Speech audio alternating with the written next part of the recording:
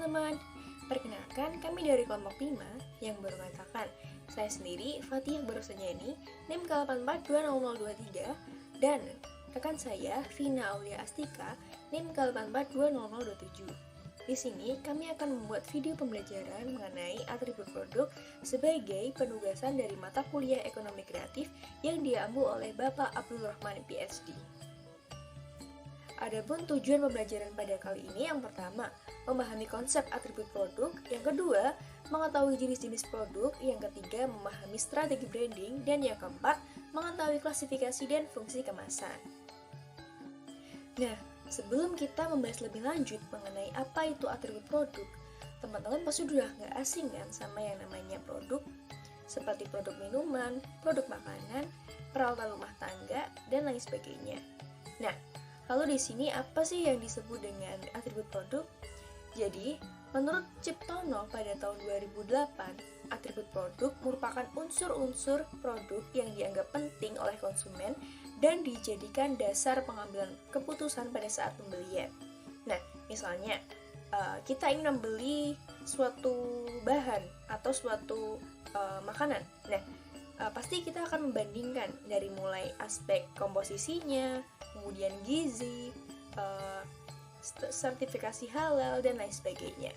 Nah, itu yang dinamakan unsur-unsur penting dalam sebuah produk atau disebut dengan atribut produk. Nah, selanjutnya saya akan membahas mengenai jenis-jenis produk.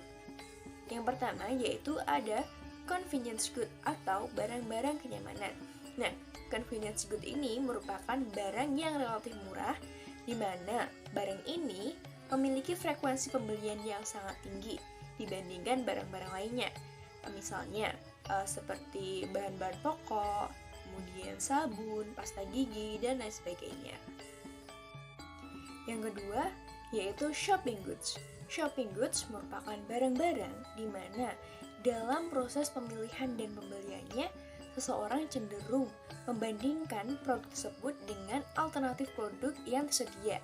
Nah, di mana shopping goods memiliki harga yang relatif lebih mahal dibandingkan dari produk convenience goods. Contohnya seperti mobil, alat rumah tangga, furniture, pakaian, dan lain sebagainya. Yang ketiga, yaitu specialty goods. Specialty goods merupakan barang-barang yang memiliki karakteristik atau identifikasi merek yang unik, di mana seseorang atau sekelompok orang yang hendak membelinya memerlukan effort khusus untuk mendapatkannya. Nah, karena specialty good ini tergolong barang-barang yang mahal ataupun barang-barang yang bermerek seperti mobil, kemudian pakaian bermerek, handphone, dan lain sebagainya.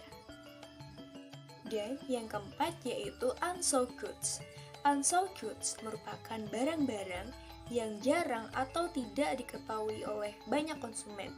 Dan kalaupun sudah diketahui oleh konsumen, jarang ada konsumen yang tertarik untuk membelinya. Misalnya asuransi jiwa, ensiklopedi, dan lain sebagainya. Selanjutnya yaitu hal yang penting dalam produk. Terdapat dua hal yang penting dalam produk. Yang pertama yaitu memiliki penetapan merek atau strategi branding. Merek merupakan hal yang tidak boleh dipisahkan dari sebuah produk, karena merek akan menunjukkan identitas dari produk tersebut atau produsen yang memproduksinya. Nah, secara tidak langsung, adanya sebuah merek juga menjadi hal yang positif bagi konsumen, karena konsumen secara tidak langsung akan mengingat merek tersebut untuk dijadikannya acuan apabila ia hendak membelinya suatu saat nanti. Nah, yang kedua yaitu kemasan dan pengemasan.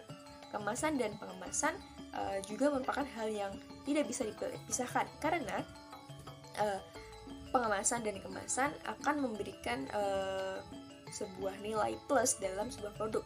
Misalnya, fungsi kemasan untuk melindungi, kemudian untuk menjaga dari bahaya, kemudian menambah daya estetika dan daya minat konsumen, dan lain sebagainya.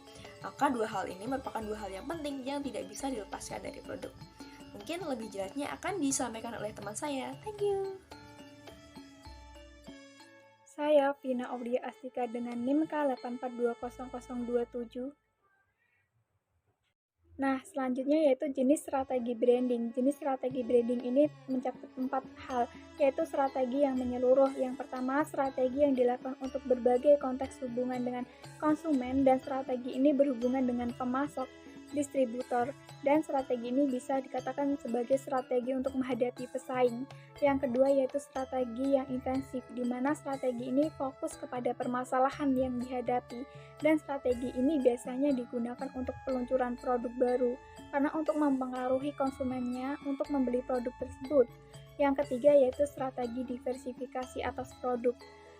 Strategi ini yang digunakan untuk mengembangkan produk yang dihasilkan oleh perusahaan.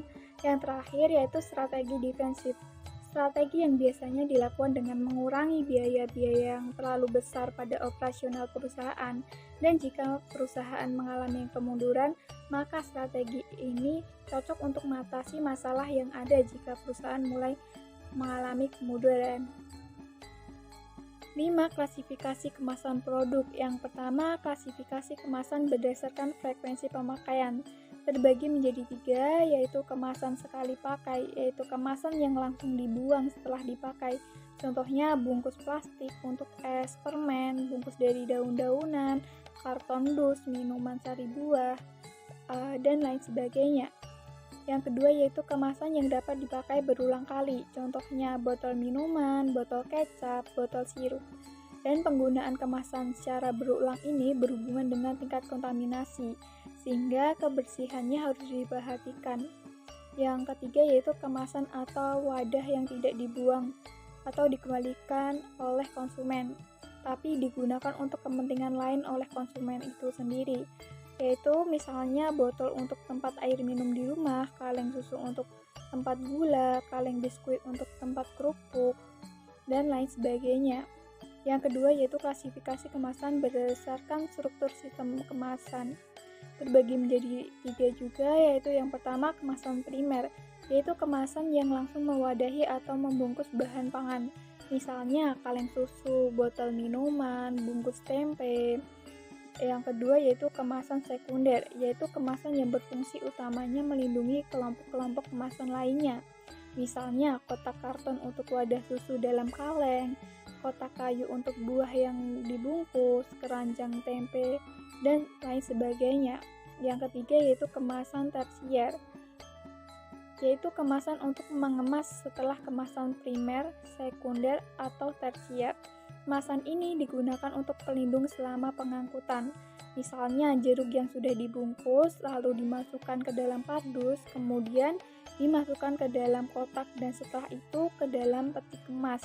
Yang ketiga yaitu kemasan semi kaku atau semi fleksibel, yaitu bahan kemas yang memiliki sifat-sifat antara kemas fleksibel dan kemasan kaku. Misalnya botol plastik itu mencakup susu, kecap, saus, dan wadah bahan yang berbentuk pasta. Yang keempat yaitu klasifikasi kemasan berdasarkan sifat perlindungan terhadap lingkungan. Terbagi juga menjadi 3, yaitu yang pertama kemasan hermetis atau tahan uap dan gas, yaitu kemasan yang secara sempurna tidak dapat dilalui oleh gas, udara, ataupun uap air, sehingga selama masih hermetis wadah ini tidak dapat dilalui oleh bakteri.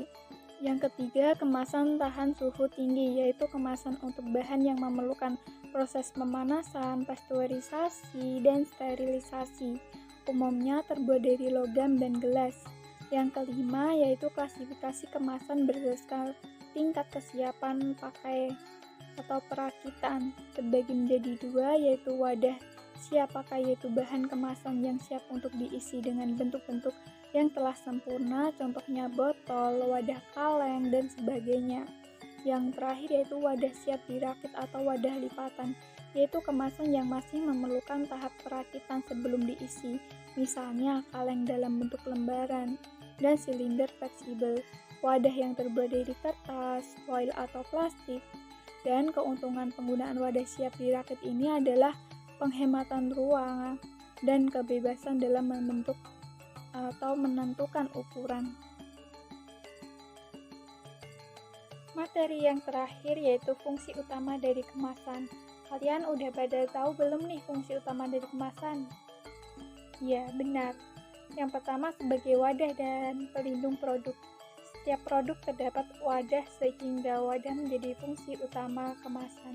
Selain itu juga sebagai pelindung produk dari cuaca, proses pengiriman, dan meminimalisir adanya kerusakan ataupun resiko cacat yang mampu merugikan pihak pembeli atau penjual.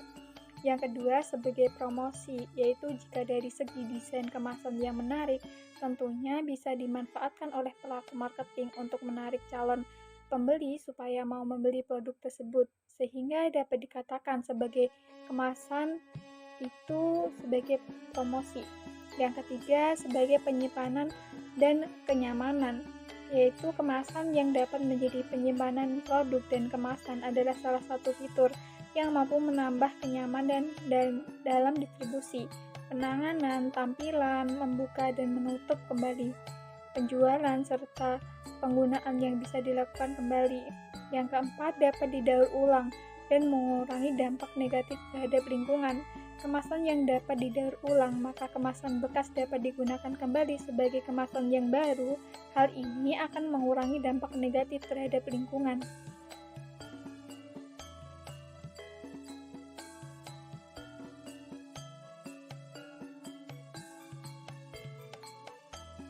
Baiklah teman-teman, rangkaian diskusi pada kesempatan kali ini sudah berakhir. Apabila ada salah kata, kekurangan, dan perbuatan yang tidak berkenan, kami mohon maaf yang sebesar-besarnya. Semoga materi hari ini memberikan manfaat bagi kita semua. Amin. Saya ada pantun nih, tukang bubur naik haji. Tak lupa membeli kuaci. Cukup sekian pemaparan hari ini, sampai jumpa kembali. Wassalamualaikum warahmatullahi wabarakatuh.